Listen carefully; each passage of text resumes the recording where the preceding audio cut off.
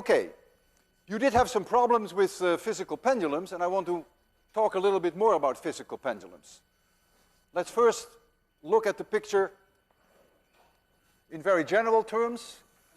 I have here a solid object which is rotating about point P, about an axis vertical to the blackboard, and here at C is the center of mass. The object has a mass m, and so there is here a force mg, and let the separation be here b. I'm going to offset it over an angle theta, and I'm going to oscillate it. Clearly there has to be a force at the pin. If there were no force at the pin, this object would be accelerated down with acceleration g, and that's not what's going to happen. But I don't care about that force, because I'm going to take the torque about point P.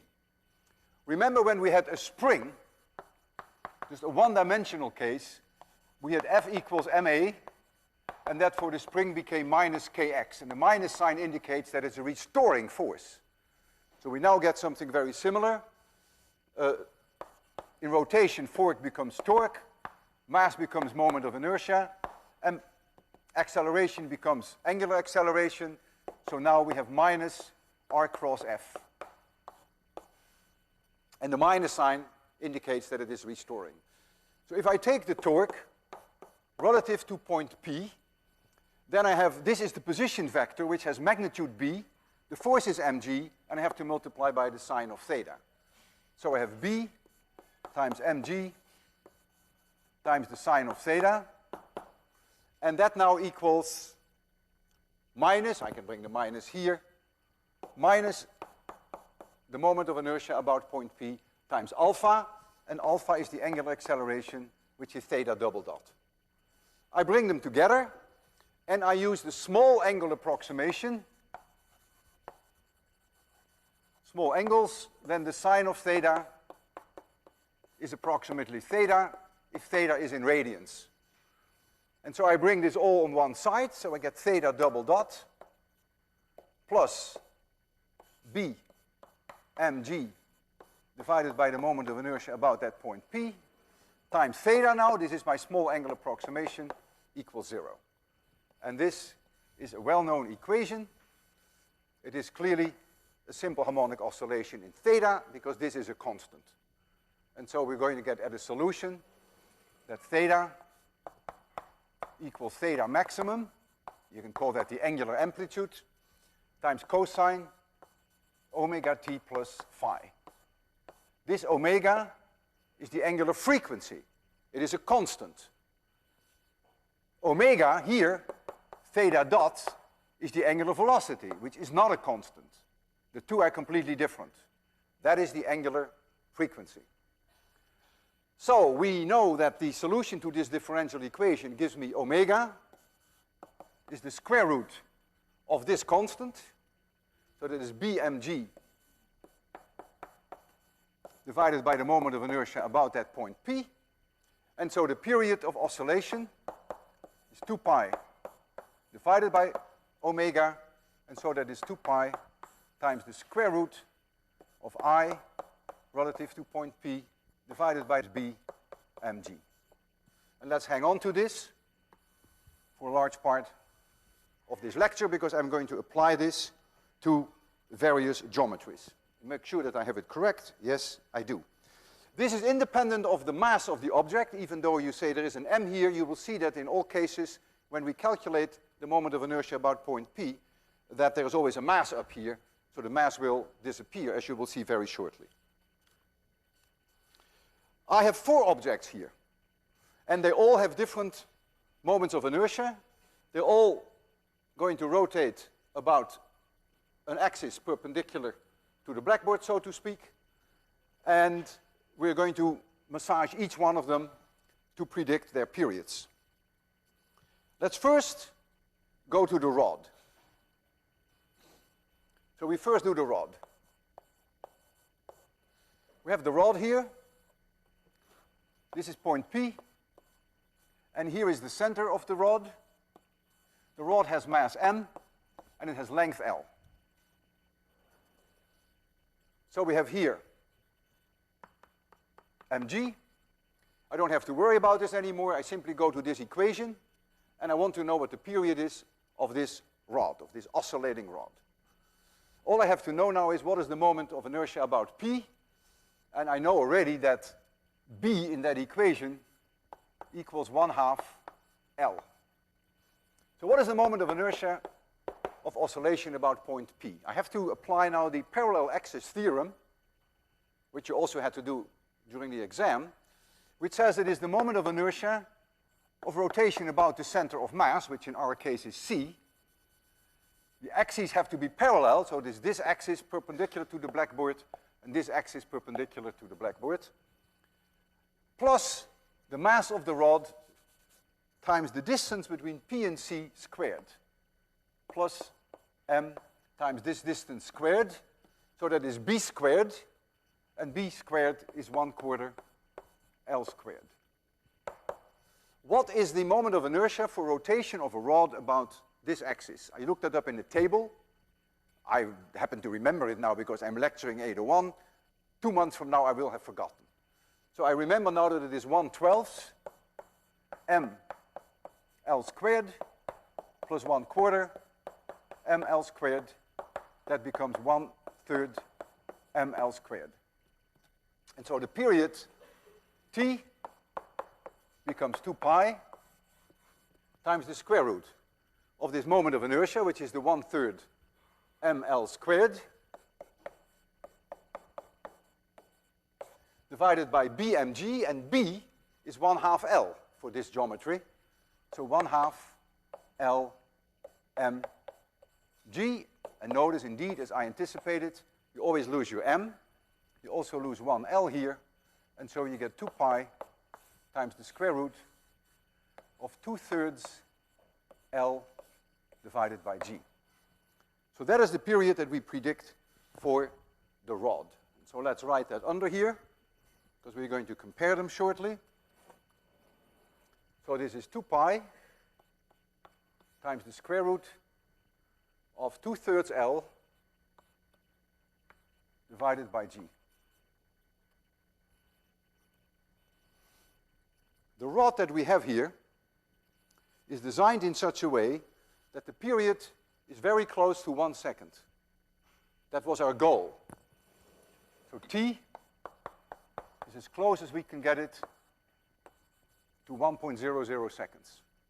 And so if you substitute in this equation T equals 1, you will find that the length of this rod, if it is really pivoting at the very end, should be about 37.2 centimeters. So we did the best we can when we made this rod. There's always an uncertainty, of course, how you drill the holes and where you drill the holes. So I would say the value that we actually achieved is 37.2, probably with an uncertainty of about 3 millimeters. So 0.3 centimeters. That's what we have. That is an error of 1 part in 370. Let's make that, round that off. That's a 1% error in the length.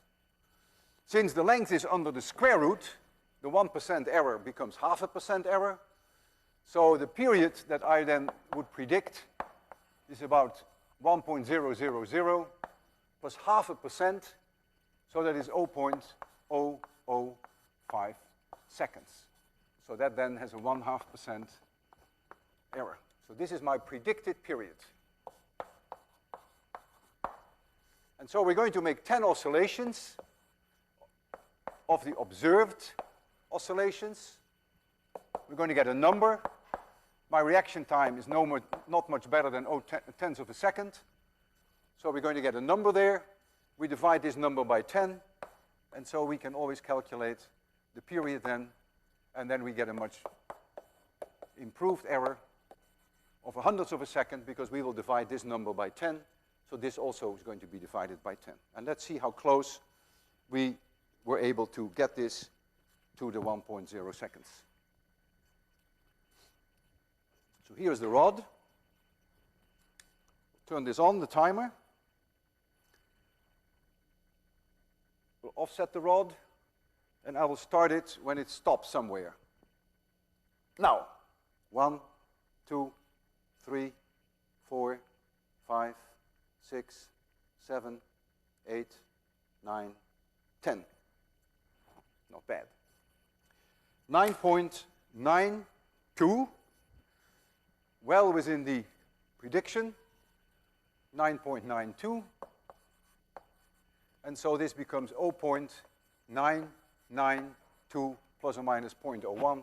And you see that is well within the prediction that I made. Now, all these four objects were designed in such a way that they have exactly the same period of 1 second. And now comes the question, how do the dimensions relate to each other in order to get them a period of 1 second? So let's now calculate the period for the other three objects, for the ring, for the disk, and for the pendulum. Let's start with the pendulum. For the pendulum, center of mass is here. Here is point P. I give the pendulum length little l. You see that on the right blackboard there. So B equals L. That's the separation between P and C. The moment of inertia about point P is very easy now. This has no mass. The mass is all here, mass capital M. So that must be M times L squared. So I go to this equation, and so I ask what is the period of a pendulum, and you're not surprised that you find 2 pi times the square root of L over G. We've seen that before, but of course it also comes out if you do it in this more complicated way. So here we get 2 pi times the square root of L over G. Let's now do the ring.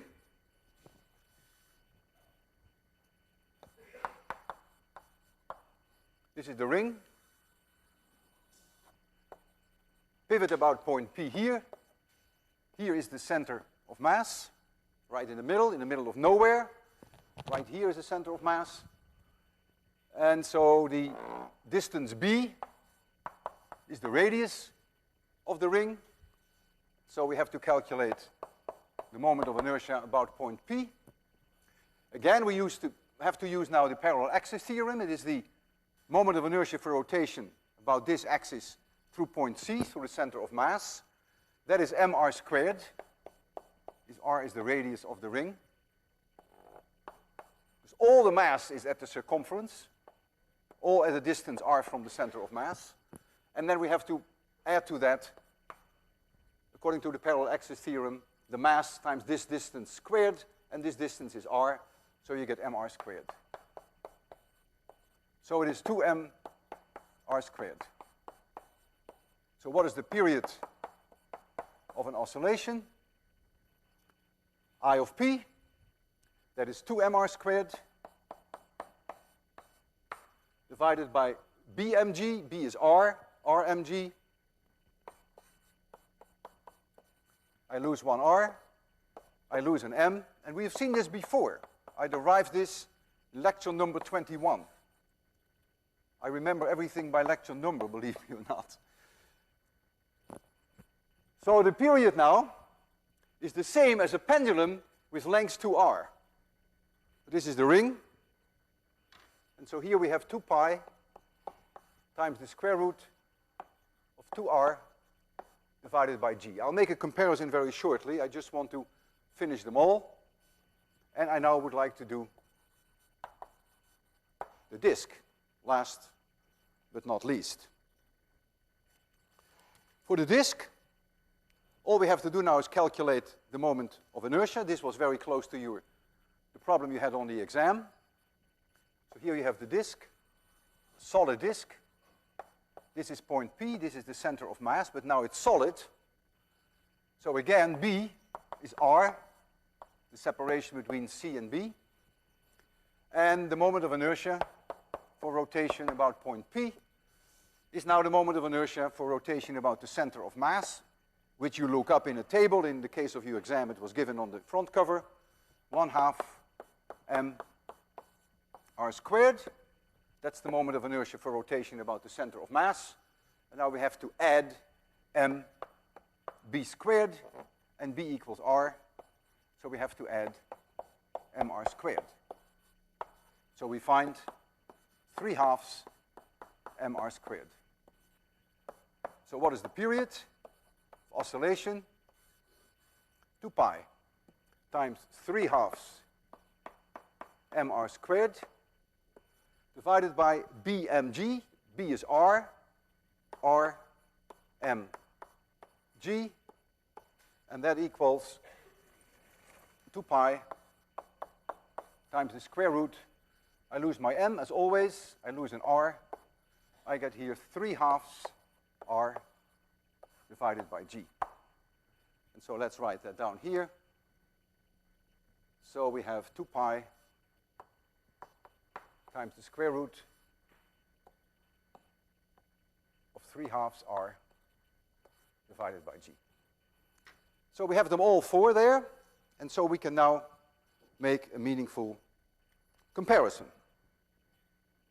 We want the periods to be the same. So we can hang on to those numbers, so we don't need this anymore. We want the periods to be the same. We already have established that the period of the rod is close to the 1 second, so we're not going to measure them anymore. We just want to compare them, whether indeed they have the same period of oscillation by making them oscillate in unison. But we want to know what the relative ratios are of these dimensions the way we designed it. So let's first go to the rod then, make the comparison between the rod and the pendulum. So if you look at the rod, and we use the pendulum as our standard, which length little l, then you see the period will be the same if 1.5 r is little l. Oh, sorry, the rod. If 2/3 capital L is little l. So for the rod, 2/3 L equals little l, so capital L is 1.5 L. It has to be exactly 1.5 times the length of the pendulum. So this length has to be exactly 1.5 times this length to the center of mass, which is the center of that billiard ball. And that's what we tried to the best we could. Let's now go to the ring. For the ring, to have the same period, 1 second, 2r has to be the same as the length of the pendulum. So 2r equals L. So we can put in here, for L, this has to be 1.5 times L. And here, this now, which is 2r, has to be L. Very non-intuitive that this length here is the same as the diameter of the ring. Not at all obvious. And so now we go for the disk. So now we require that 3/2 r, 1.5 r, we want that to be L. So we want r to be 2L divided by 3. So we want the diameter 2r to be 4L divided by 3. And when you look at the disk, it's hard to see that it is exactly 4/3, but you can see that it is longer than the pendulum. It should be 1/3 longer, but it is not as long as the rod, because the rod is 1.5 times the length of the pendulum. And so we can now complete that picture, and we have now that the diameter here, 2r, is now 4/3 times L. And so what we can do now, we can play with them, we can oscillate them simultaneously and just see how well they track each other. There's no sense in giving you the dimensions. The rod was 37.2 centimeters. Let me write that down, because we calculated that. So this was 37.2 centimeters. And I think that translates into, for the pendulum, 24.8 centimeters. But for the others, I leave it up to you to calculate the dimensions. Yes, 24.8 is correct. So, timing is not useful anymore. Let's just see how these two go together. We offset them, and we let them go. And they go pretty much in unison. If you wait long enough, of course, you will see there is a difference, because you can never make them exactly the same. But they track each other nicely. We can now also use the rod and the disc.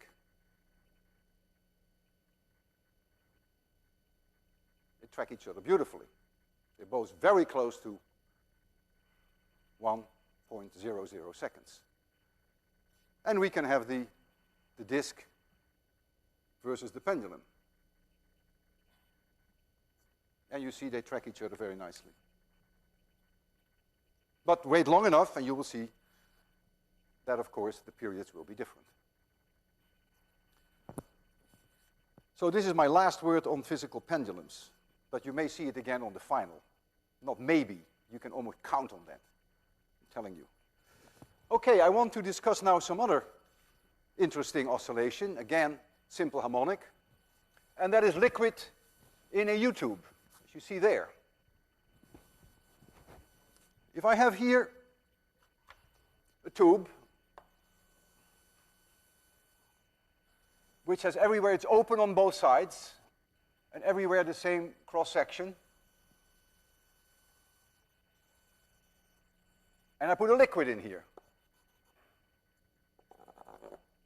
in equilibrium, just like that. And the liquid has mass m, it has density rho, the area of the tube is A, and the length of the liquid is L. So this is L. I'm going to offset it, the liquid, and I want it to see oscillate. And I want to see whether I can calculate the period of the oscillation. The total mass of the liquid that I have, the total mass, is the volume, which is the area times the length times rho. I'm going to offset it so that this is higher over a distance y. So this then is lower over a distance y. So this distance is also y. Same as that. So the liquid now is here, and then I release it, and it will start to oscillate. Well, when it starts to oscillate, there comes a time that the liquid, the whole liquid is going to slosh back and forth. And so everywhere in the tube, the velocity at any moment in time will be the same because the cross-section is not changing. It's the same everywhere. So if there's a certain velocity here, v, then it's the same as the velocity here, as the velocity there, as the velocity there. And that, of course, is y dot. That's the first derivative of that position here. I'm going to write down the conservation of total energy, mechanical energy.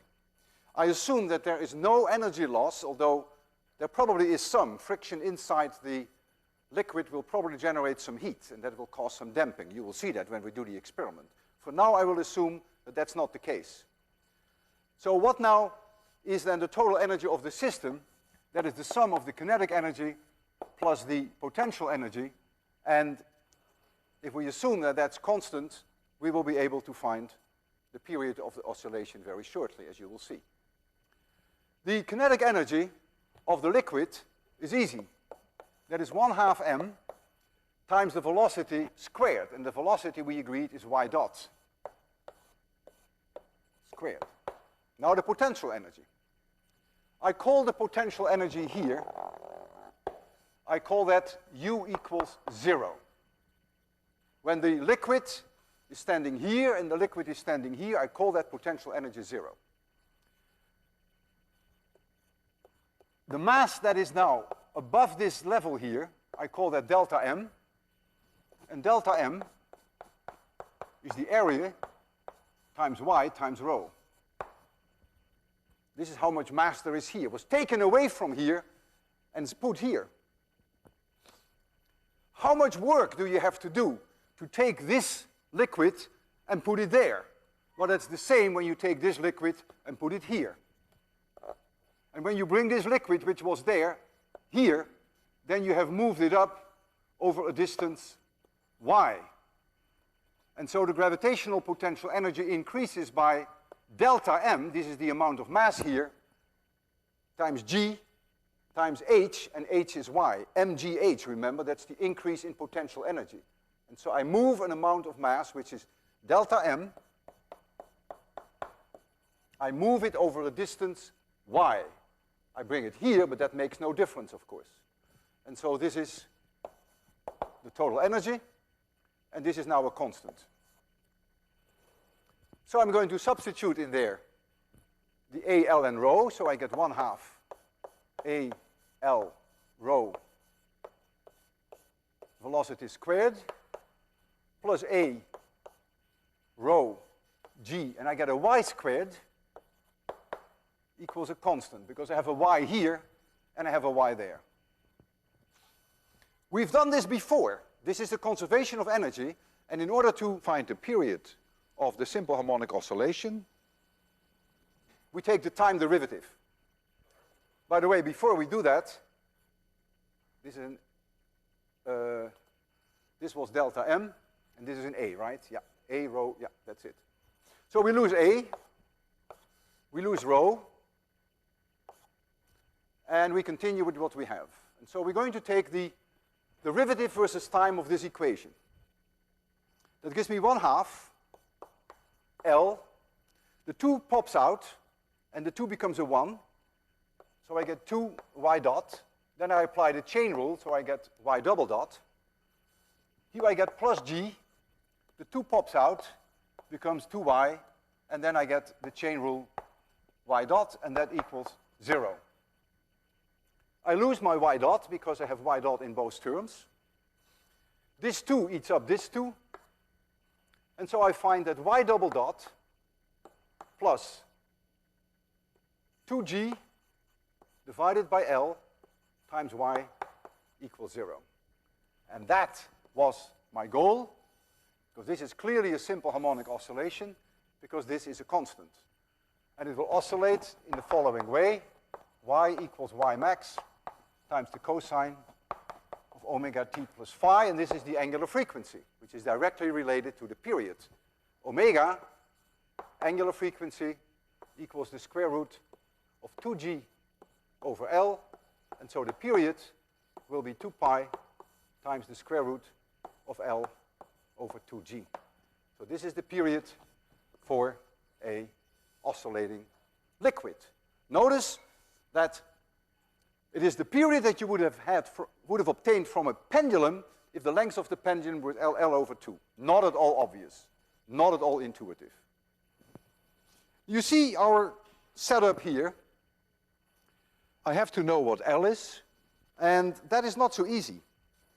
Because of this radius here, if I measure L on the outside, it's substantially larger than on the inside. You may not think it's a big difference, but it's huge. It's a 9 centimeter difference between the outside and the inside. If I take the average value between the two, if I take the average, I find 72 centimeters, and I could be off by 1. If I use this number for L, and I substitute it in this equation, then I find my predicted period, which is 1.204, and because of this error that I have of 1, that would give me an uncertainty of about 0.01 seconds.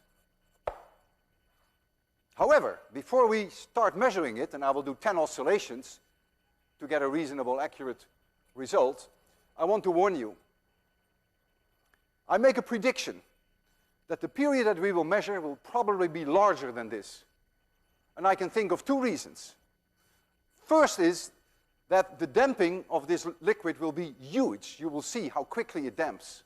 In the past, we have never taken damping into account, and we won't do that in 801. But the damping has the effect on making the period longer. We've always ignored that, and in most of the demonstrations that we did, like just now, that was acceptable. It may not be acceptable for the liquid. But now there is a second point that I want you to think about.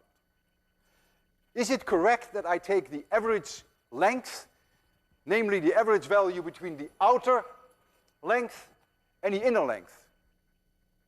I don't think it is. I want you to think about why that is not correct.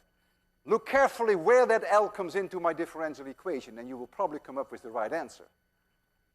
And I claim that the actual L that we should have taken is a little bit larger. I don't know how much larger, but it's a little bit larger. And so that will also make the observed period become larger than the predicted one. So I'm not too optimistic that we will go and hit this the way we want to hit it. But that's good, because that's where the physics lies, that you see that there are other factors that have to be taken into account. I'll turn this one on. Is it on now? Is it zeroed? We'll make it completely dark in the classroom, because you're going to see, otherwise you can't see the liquid. So you see the liquid now. Oh, you see these equations too. Okay, it's 0. So let me try to give this a swing, a large swing. It damps so enormously that I really want to get a very large swing.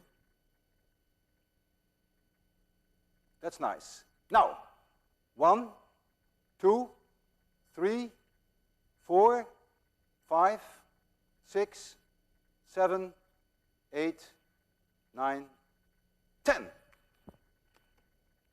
Ah, not bad. 12.18. Not bad. Get a little bit of light. 12.18. So observed, 10T. Observed. Is it 12.18? Okay, my reaction time is 0.1. So T observed is 1.2, let's make it 2, plus or minus 0.01 seconds. Oh, that's not bad. Actually, there is an overlap. If you add this 1 here, you get 1 to 1. And if you subtract it here, you get also 1 to 1. So it's not bad. I expected it to be a little higher, but it's close enough to be happy. Think about why L should have been taken a little larger. Now, one more very interesting oscillation. A torsional pendulum. There's a wire there, 2.5 meter steel wire. And there's hanging something on the bottom which we're going to offset. And then it's going to oscillate back and forth. That's called a torsional pendulum. And we're going to calculate the period of oscillation of a torsional pendulum. And they have wonderful properties. They're in a way like a spring, like a one-dimensional spring. Remember the one-dimensional spring? That we had a period which was independent of the amplitude. Well, within reason, of course. If you make the amplitude too large, then you get permanent deformation of the spring. But we never had to make any small angle approximation with the spring as we had to do with the pendulum. Here is the pendulum, the torsional pendulum. This is a bar, and there is a weight here, and there's a weight here. I'll tell you more about that later. It's hanging here from the ceiling. It has a certain length L. This is point P. And we're going to twist it, and then we're going to let it oscillate this bar in a horizontal plane. So when you look from above, you will see the bar here, see point P here, and then we can offset it over an angle theta, and then it will oscillate back and forth. The torque relative to point P is now very similar to what we had with a spring. We have a minus sign. Again, that illustrates that it is restoring. Instead of a K now, we have kappa, which is what we call the torsional spring constant. And now we have an angle which we call theta. So we generate a torque which is proportional to the angle. Very similar to the linear spring, whereby we generate a force which is proportional to the linear displacement. Now you generate a torque which is linearly proportional to the angle. And this is the moment of inertia about point P times alpha, and alpha is theta double dot. So we're going to get that theta double dot plus kappa times theta divided by I of p equals 0. Kappa, by the way, is the torsional constant. So we have a differential equation. It's clear that you're going to see a simple harmonic oscillation. This is a constant. And so you're going to get theta equals theta maximum times the cosine omega t plus phi. It's getting boring. This is the angular frequency. Angular frequency. And angular frequency is the square root of kappa divided by the moment of inertia about point P. And therefore the period, which is 2 pi divided by omega, equals 2 pi times the square root moment of inertia about point P divided by kappa. Well, how about kappa? Kappa is a function of the cross-sectional area here, A, and the length L. And it's also a function of what kind of material you have. Whether you have steel or nylon makes a big difference. That's very intuitive, of course. Remember that in an earlier lecture, when we stressed a wire to the point that it was breaking, we dealt with Young's modulus. We had a wire, and we had a mass hanging at the end of the wire. And we discussed the vertical oscillation. We could stress it and let it go. And then we would get an oscillation like a spring. And that spring constant that we found then was Young's modulus times the cross-sectional area here divided by the length. And that was kind of pleasing. The thicker the bar, the stiffer it is, the longer the wire, the less stiff it is. Well, there is something very similar here. But I don't want to go into the details of exactly how you derive here kappa. It's a little bit more complicated. But indeed, the same is true if you make the wire thicker, then kappa will go up. And if you make the wire longer, kappa will go down. That's immediately obvious. If you had a very short rod and you try to twist that rod, it's clamped at the top, and you twist it, and it's very short, you would need a tremendous torque for 10 degrees. If you make the wire 100 meters long and you want to twist it 10 degrees, it takes nothing. So you can immediately see that, of course, the value for kappa, the torsional constant, is a function of the length. It will go down when the length goes up. We have a wire here which is 2.5 meters long, and the thickness of the wire, the diameter, according to the manufacturer, it's a piano string, the thickness is 25 thousandths of an inch. And if I calculate kappa to the best of my ability, then I find that kappa should be very close to 4 times 10 to the minus 4 Newton meters per radian. And so all we have to do now is to calculate the moment of inertia of the system, and then we can predict what the period of this pendulum is going to be, which is not my goal. You'll see my goal is going to be a different one. Look at the bar and look at the wire. The wire is so thin that the moment of inertia relative to point P of the wire is very close to 0. Remember, it is proportional to r squared. You can forget about that. Almost all moment of inertia is in this system. I'll blow up that system for you. Here it is. You'll see it there. And it has on both sides, it has 200 grams. It is 0.2 kilograms. And it has here 0.2 kilograms. And this mass is almost negligible. And this distance here is 30 centimeters. And this distance is 30 centimeters. So to a very good approximation, the moment of inertia for rotation about that point P, this rotation, will be this mass times radius squared plus this mass times radius squared. So that will be twice, because I have two masses, times the mass times the radius squared. And that is about 0.036 kilogram meters squared. And so when I use that into our equation, so I know now what kappa is, at least I have a reasonable idea what kappa is, and I know what I of p is, that's really almost exclusively determined by that crossbar, I will find then, using that equation, that the period is very close to 60 seconds. My goal is not to prove to you that it is close to 60 seconds. My goal is to show you that for this dimension, which is very thin and very long, that we can make that angle theta maximum, this angle, amazingly large. You're not talking about 10 degrees or 30 degrees. We can go much further. And what I want to test with you is how far we can go. This is one of the great things in life. For you and for me, a challenge. How far can you go and get away with it? There comes a time that if we make the angle too large, that we permanently deform the wire. It will not come back to its original position. The same happens with a spring.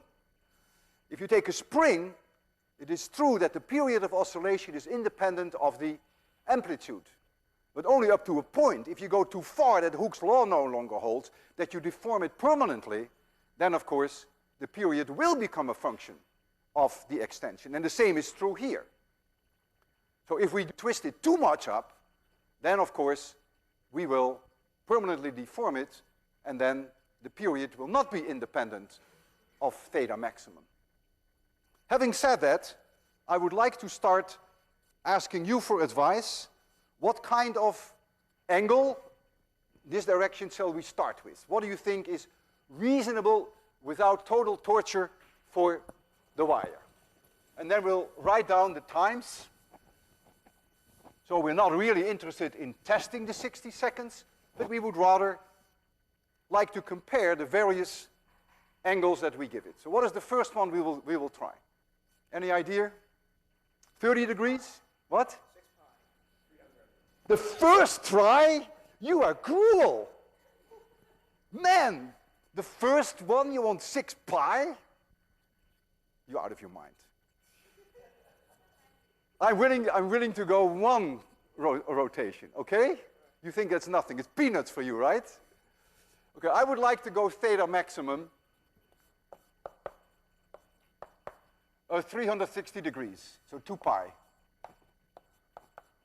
and measure the period. In fact, to measure the period takes a minute, and it's not necessary. We can measure half a period. Namely, we wait until the pendulum stops, and we measure the time until it stops again. That's half a period. Like with a spring. If it stops here, and it stops there, that's half a period.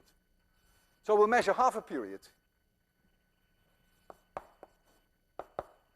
Now, I don't know what my reaction time is going to be. It may be not a tenth of a second, because the moment that it stops is not so well defined, you will see. I'm just guessing. Probably a little larger than 1/10 of a second. Let's give it a shot. Let's try first 360 degrees. You see, this is black and this is a little red. So we will rotate it one rotation. This is back here where it was. Yeah, have you seen that? 360 degrees. Okay, now I will first let it go and wait until it stops. I always do that. And then I start the time. And then when it stops again, I'll stop the time, and then we have half a period. So let's first do its own thing. Very slowly, very gently. It should take roughly 30 seconds for half a rotation. So you'll see now that it's now at equilibrium again, because we rounded up one rotation, and so back to equilibrium. And now it's going to stop very shortly. And when it stops, I want to start the timer. Now! Okay, so now it goes back. And we'll wait until it stops again. That gives us half a period.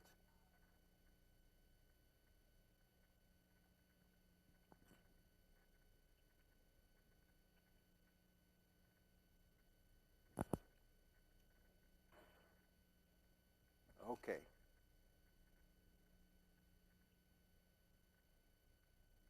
Now, 28.75.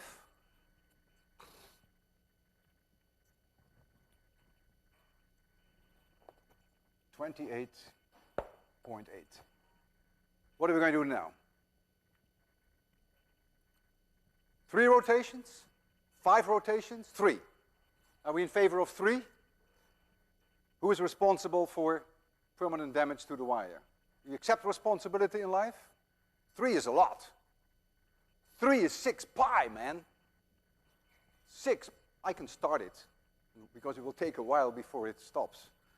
3 rotations. First, we have to be sure that it is more or less back at equilibrium, which is always a difficult thing, because it's so slow.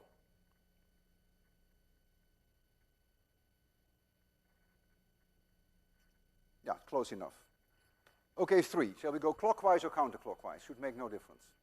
I went this way first. Shall we go back? Yeah? You can sleep with that? Okay? Okay. 1, 2, 3. 6 pi. Piano wire. Okay, let's go. I will start the timer when it stops. We have some time. 6 pi.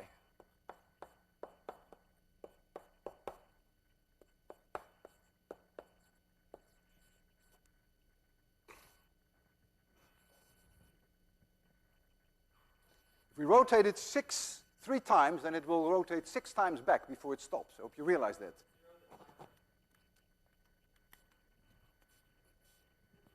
Was I too late?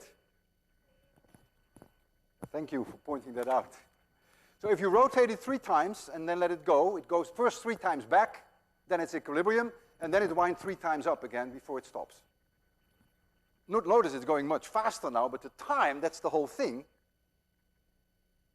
should be very close to that number again.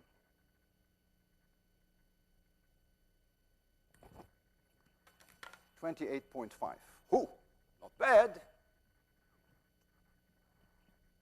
Shall we now go all the way? What do you want to do now? Break the wire or 10 rotations? You'd love to see that, right? It will go like mad, 10 rotations. Isn't it amazing how much faster it goes? Still 30 seconds. Must make sure that I have my equilibrium. This was not equilibrium. I know it's somewhere here. No, that wasn't equilibrium. I think this is it. Okay. 10, right? Ready? 1, 2, 3, 4, 5, 6, 7, 8, 9, 10. Poor wire. We'll let it go, and we'll see what happens. When it stops, I'll start the time. Excuse me? Thank you. Thank you for pointing that out. Look how fast it's going. I mean, it's really going wacko. It has to do all that in 30 seconds.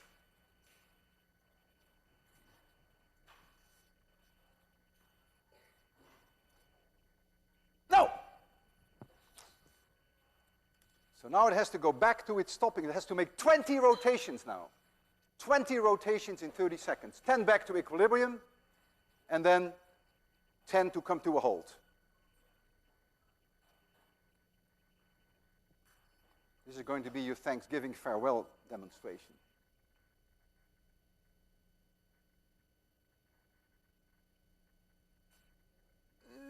No! 29.2. Fantastic. Okay, have a good Thanksgiving.